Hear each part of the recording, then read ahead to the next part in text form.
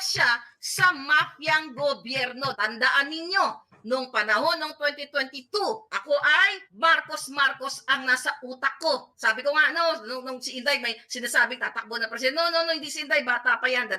Kasi sa kagustuhan ko na ang Marcos Jr. ang maupo dahil akala ko tuto pa rin niya yung mga pangako niya. Pero sabi nga ninyo, mga dilawan dyan, hindi na kayo natuto sa ating madilim na history. Anong, tama kayo. Pero bakit kayo ay hindi natuto? Bakit ayaw niyo magsalita ang iba sa inyo? Eto na ang panahon para i-shoot sa kumunoy si Lisa Tanas dahil hindi po si Marcos Jr. ang nagpapatakbo ng Pilipinas, kundi si Lisa Ahas. Tignan nyo yung PTB4 na si Ana Puod na tinanggal nila dahil lang hindi na control, hindi na cover up kasi live yun yung pagharbat ni Lisa ng alak kay Chis Escudero. Tinanggal. Then nagrereklamo ito